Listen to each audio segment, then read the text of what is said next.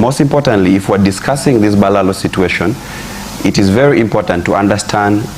In studio today, we are back to northern Uganda, asking questions. Who is a Mulalo? Where did they come from? And why are they being evicted from northern Uganda? We bring the latest updates here on Skills Media UG. In studio, we have engineer Olenge Tony, who explains how the Balalo came into northern Uganda, how the wars that happened in northern Uganda happened, and why don't the people in Acholi currently want the Balalo in northern Uganda and in Acholi land.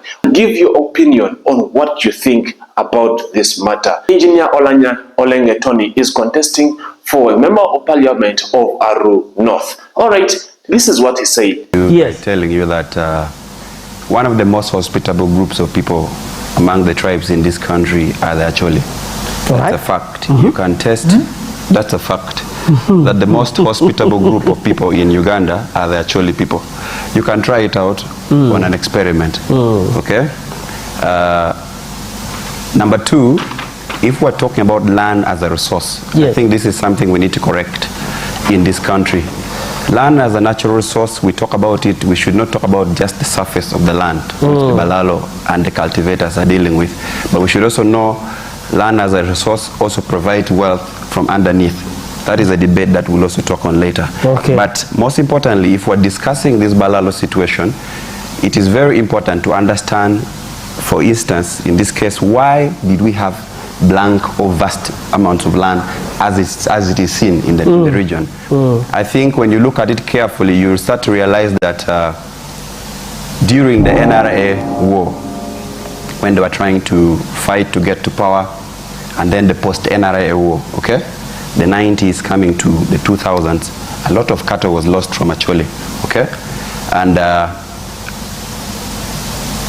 if you look at the numbers, you were cattle herders originally the people of Acholi kept their wealth in cattle and land itself. Okay.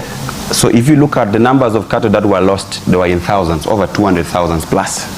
And for us who have grown and researched about that fact, if you read academic papers that were written on that war and how cattle was lost, you realize that the people who took the cattle are the people who fought the war, the NRA soldiers. However much they blamed it on the Karamojongs, but it's a fact that it is the NRA who are now the people in government who took cattle, 200 plus herds of cattle from Acholi, and the people of Acholi organized themselves and sued government. These are facts. Took government to court. The president found that it was going to be a tricky situation for government and opted for out-of-court settlement. That is when they formed what they call the Acholi War Debt Claimants Association to negotiate and demand for the release and the compensation of the cattle. That you see now, the Teso elders are also crying for. The same with the Lango areas. Compensation has been going on for a while. Now, what happened is that compensation, that negotiation that the president requested from the Acholi elders, who then took the government to court, was in goodwill, I believe. But I think nothing was done about it, as we've seen. I would call it systematic delays to pay back the cattle of the Acholi people up to now. And it has been very painful that you see most of the elders have died, okay? And many keep to die without getting the cattle. And I think politically, some of the elders from Teso found it strategic enough to move to Honorable Robert Chagulanyi for the NUP to put some political pressure. Okay? I believe those elders know that by going to him they would put pressure. And I think we saw the vice president making a statement thereafter. Now, moving to that systematic delay, you'd find that after every 5 years, because let us say Matwa had 1,000 herds of cattle, okay? After every 5 years, government in its repayment program or restocking program would give him one cow. That is like giving you one leg of the cows that you are supposed to receive over time. Okay. So that is more or less an insult that was given, or a political situation that was supposed to be handled well, but it was mishandled by government. Now, how is that an insult considering the numbers? You're not the only people who... I'm giving you context. I'm giving you context. You will see how it has been an insult to the people. All right. Yeah. Number two, then came the LRA war. Okay? The Acholis were forced into internally displaced camps. Were forced. The people of Acholi, I was born in 1995. By that time I could tell. The people of Acholi were forced into internally displaced camps. They were not interested in going to the camps. Okay. This NRA government took over power, and government is mandated by international law even to take care of life and property. They failed on that part to take care of life and property. They forced people of Acholi into concentration camps. For safety purposes. And I will give you a fact, it is not for safety purpose. That was the language used. But Romushana was an RDC in Pade. He knows very well that people were killed in the IDP camps. And this was in a mixture of both the UPDF and the LRA.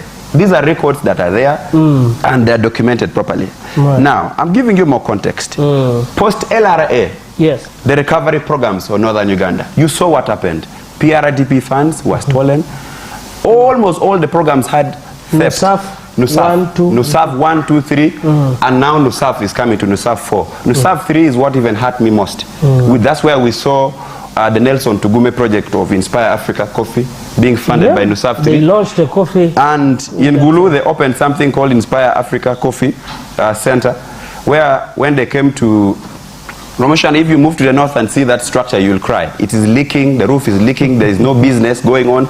But they spent, and they came and told the Public Accounts Committee of Parliament that they used 3.6 billion something to teach the people of Acholi, or the young people of Acholi, how to drink coffee. How do you teach me how to drink coffee and you spend 3 billions of Northern Uganda Social Action Fund that was meant for post-war recovery was being eaten by a clique and mafias in this government? The Tugumes represent proxies within government. I'm giving you context. But NUSAF has been extended. Let me give you context. I'd like to add on to that, just what you said. Do you know that Uganda has overtaken Ethiopia in coffee exports as we speak of today? That overtaking of Ethiopia in coffee export doesn't matter if you disadvantage one part of the region because of that, because now this is the build-up of the problem that we're seeing. Post that, you see NUSAF has been extended up to Busoga. When did Busoga become Northern Uganda? Because NUSAF in full is Northern Uganda Social Action Fund. So when did we start seeing Busoga become part of Northern Uganda? Okay. So what are we doing as a government? I'm still giving you context. Okay. Now, with all that situation, the NRA war, LRA came, the IDP camps, you refused, or the program was not handled well. People looted money for the resettlement of the Acholi people. The people came back to the camp, from the camps, and there was no proper structure. Elders who knew the boundaries of land were lost during the war. We were the generation of the IDP camps. We don't even know the boundaries of the land. So there was internal land conflicts among the Acholis themselves. Okay. First of all. But two. Post that, then we started now seeing interest in the land in Acholi, because now there was space. Interest started coming. From who? The first interest started coming in from the cultivators, commercial farmers. That's why when you go within Acholi themselves. No, commercial farmers, white settlers. Okay. If you go to Nwaya, you will see large commercial farms. If you go to Amori, you see large commercial farms. You see the likes of Atiak even have now gotten space there. Madivani for the sugar project, which we are questioning up to now, because we've not seen any crystal of sugar from Atiak. Now, later on, we started seeing another group. The cattle farmers started coming in, one by one. That's how the Balalo started coming in. That's how we got the space. So when the Balalo came in, they were well received. Like I was saying to Romushana, that one of the most hospitable groups of people in this country are the Acholis. And the Balalos were received, that is your context with politicians. The Balalos were well received. Others who even got to negotiate for land with the locals were given land. I will give you context. In Ukidi, there's an old man who sold his land to a Molalo. I think the Molalo wanted 400 acres of land. The man sold his land. And all the 400 the Molalo wanted, and even gave the Molalo 20 more acres. Where do you get that kind of hospitality in this country? So for the Acholi people to start resenting Balalo, then we should question what went wrong. Because they've been there for more than over 10 years, or even more. Because others started coming. I think people now started seeing the influx when this situation started coming. I've moved for this negotiations, for these mediations with the paramount chief. Yes, I personally was sent by the paramount chief of Acholi. to mediate conflicts with the Balalo. I know what I was saying. All right. You will see guys moving with the AK-47, and you'd ask the RDC and the security team, and they have no say over it. So what was the balance of power? Here is a desperate young man or a desperate old family that doesn't have money. They don't have the guns. You on this other side, you have weapons. You on this side, you have the money, and you're using and the cows, and you're using a blend of all that power dynamics to take over land.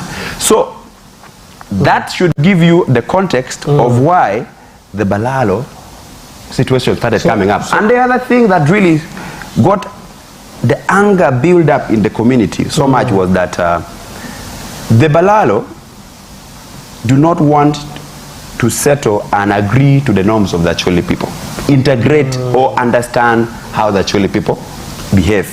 And we are a communal entity, okay? Everything is shared communally. So you'd find somebody has bought land and fences of water bodies, fences of a whole stream. That are not part of his land or that are part of... Even if you have 10 acres of land and a stream passes through your land, it is a communal property. Just like government would say you don't have access to a lake. All right. Number two, these guys took their arrogance. And I'm not saying all the Balalo are bad people. Some of them were well behaved. I have met the Balalos. I've even given them advice to even form the associations so they could discipline themselves internally. Something they felt. If you ask a gentleman called Bariche, he will tell you. Sometimes not. Okay. So the Balalo went with their arrogance to far extents to provoke anger from the Acholi people. Remember, this is a group that lost the cattle. They don't see compensation, but they see it as if it was an intended move on a quiet arrangement to disempower them of cattle, to create space in their land so you can bring yours. So you can bring yours. So because let me tell you, the local man in the community in Acholi there knows that this land, this cattle is not for this ordinary man moving with a stick. The big people are there. There's someone behind. That is why President Museveni passed several executive orders and none was implemented almost. How do you see it on an executive order? It means that the people who are supposed to implement are the ones having the cattle. All right. The real owners, the real Balalos are in Kampala. These ones on the ground are just basically common people. The last context I wanted to make that angered people was when people started to realize 2-3 months ago, and this was kept in the administration of the cultural institution, when Emulalo, let me get his name right, Emulalo called, this is the level of arrogance we are talking about. All right. When Emulalo called Rabushaja Geoffrey, yes, on 26th of December 2023, through a company called a Mwebasa Company Advocate, sued the paramount chief of Acholi, demanding 1.6 billion shillings. For what? Now, this Mulalo went into a land conflict with the people of Acholi, with the local community that gave him land. His animals strayed in the farms, and so the community started revolting and said, please, you cannot give us 20,000 having destroyed 2 acres of land, okay, of our cultivation. So the issue was reported to the cultural institution. The paramount chief came to mediate the conflict. This man with his arrogance went and sued the paramount chief. The case is in court, and this is the document I shared with council. So how do you sue the custodian of land? Because land in Acholi is managed customarily, and the custodian of the customary tenureship are the cultural chiefs. So who are you suing in this case? And you being arrogant also by saying, you mean I can't sue you? People have sued the president, you know. Well, there are limits. There are limits to everything. All right. And I think this executive order came in time because I think the president was trying to read into what I would call human intelligence. Because I think the president was trying to avoid a lot of conflicts that would arise. Thank you very